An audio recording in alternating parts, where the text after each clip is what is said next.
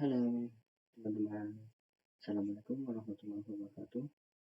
Halo teman-teman, perkenalkan nama saya Bobiansah. Pada video ini saya akan memaparkan proses perancangan basis data untuk sistem perpustakaan. Video ini sebagai pemenuhan tugas ujian akhir semester mata kuliah basis data dengan dosen pengampu Pak Ulil Albab. Penjelasan ini akan mencakup 3 bagian utama. Yang pertama ada tahapan normalisasi data, yang kedua ada analisis kardinalitas IRD, yang ketiga ada pemetaan tabungan antara tabel. Sebelum kita melanjutkan ke proses selanjutnya, kita akan membahas apa itu normalisasi. Normalisasi adalah teknik analisa data yang mengelompokkan atribut dan membentuk struktur tanpa redundansi. Yang selanjutnya ada, selain pengertian, ada prosesnya juga. Proses normalisasi meliputi 3 poin. Yang pertama ada penguraian data menjadi tabel. Yang kedua, pemecahan tabel menjadi beberapa tabel. Yang terakhir ada optimalisasi. Baik, langsung saja kita akan memasuki tahap selanjutnya, yaitu memasuki pembahasan normalisasi atau tabel yang sudah saya buat, yaitu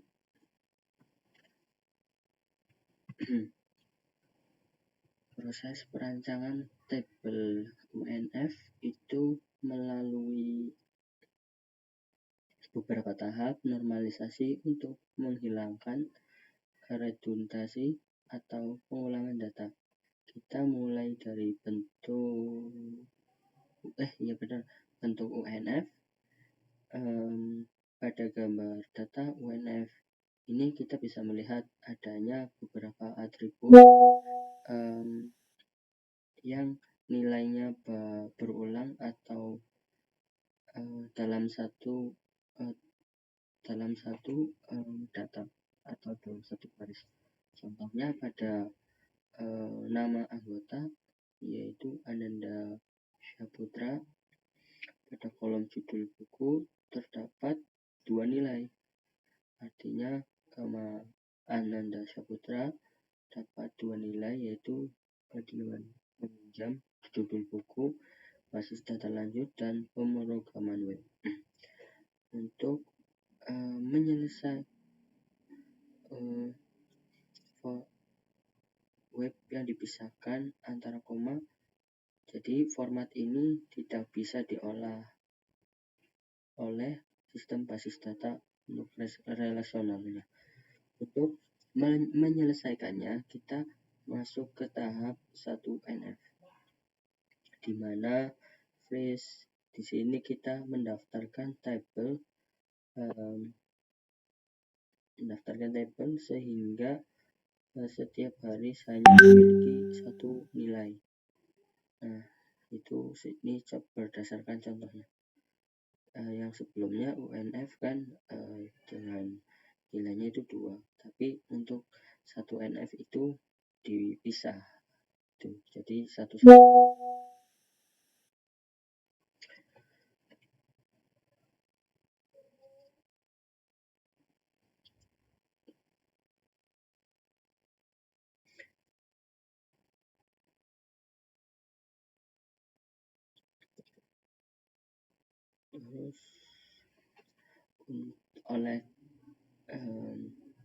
Untuk menyelesaikan 1NF, di sini kita memiliki 1 nilai data transaksi meminjam. Jadi Ananda kita pecahkan itu menjadi 2 baris ya teman-teman, terus terpisah dan menjadi terpisah judul buku masing-masing. Nah, terus dapat namun akibatnya di sini mengenai terpisahnya menjadi satu-satu, tapi menjadikan masalah baru teman-teman. Terjadi duplikasi data yang masif. Data meminjam itu ada POO1 seperti tanggal meminjam dan data anggota harus diulang untuk setiap buku yang dipinjam. Oleh karena itu kita akan memasuki tahap selanjutnya yaitu 2NF. Nah, jadi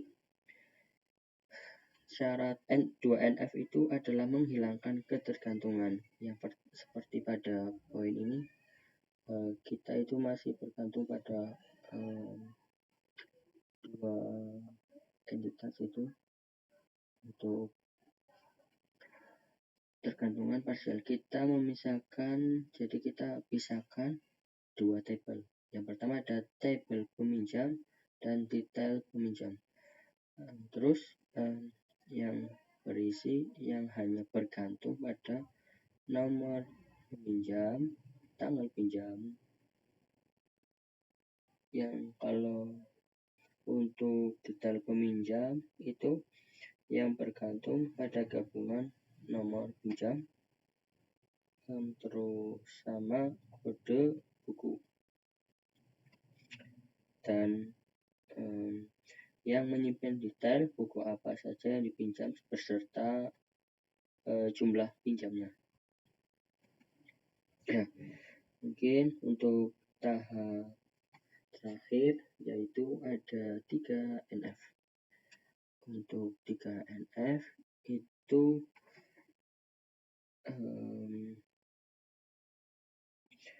pada bentuk 3NF mungkin masih ketergantungan transitif, misalnya seperti tabel pinjaman ya, atau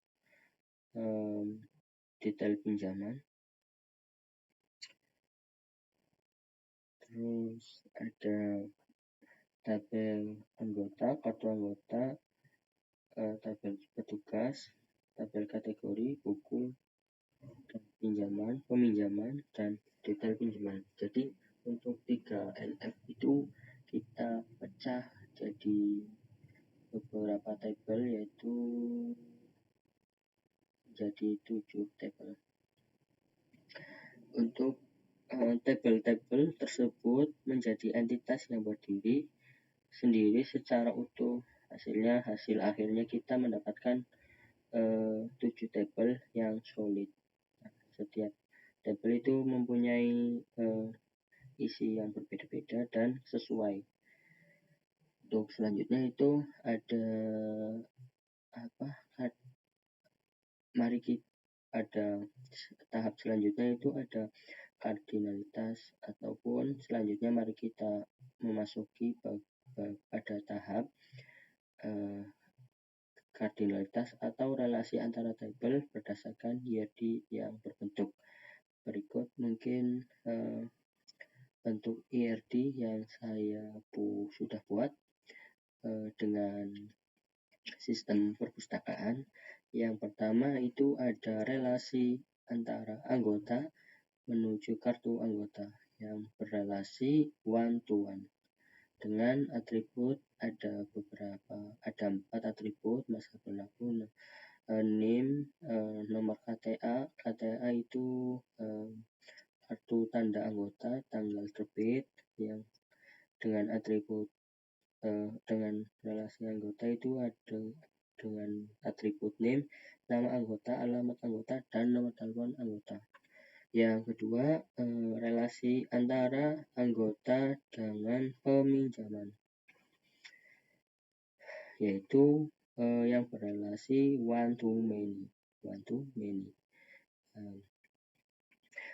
Satu anggota, misalnya Ananda Saputra, bisa melakukan transaksi peminjaman berkali-kali di waktu yang berbeda-beda. Namun satu nomor transaksi peminjaman harus pasti hanya dicatat atas nama satu anggota doang, seperti relasi one to many.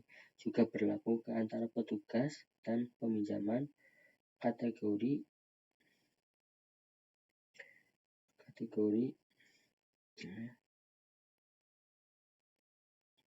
ini seperti kategori ke buku.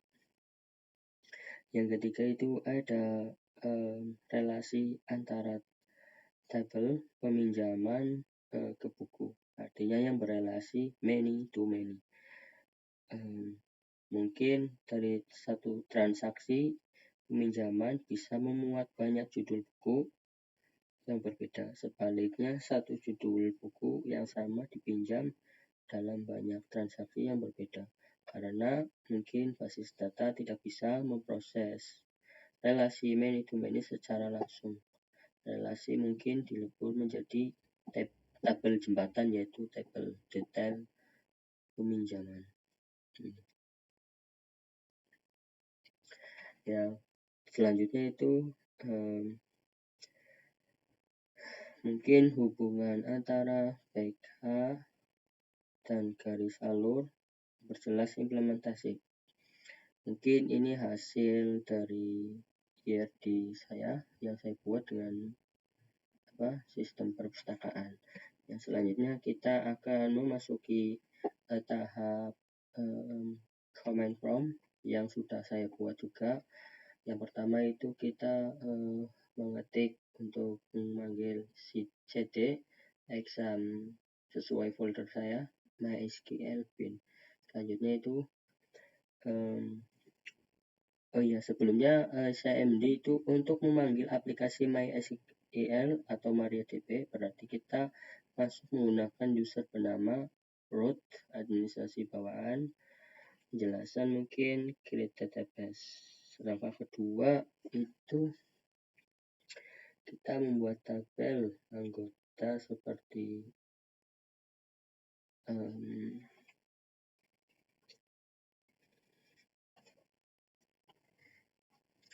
kita memasukkan data-data sistem perpustakaannya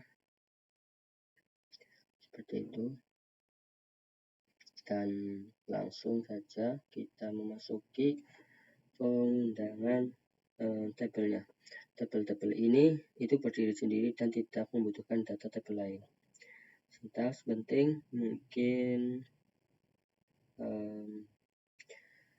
untuk memasuki itu kita mengundang untuk dengan mengetik select atau bintang from kategori, maka hasilnya akan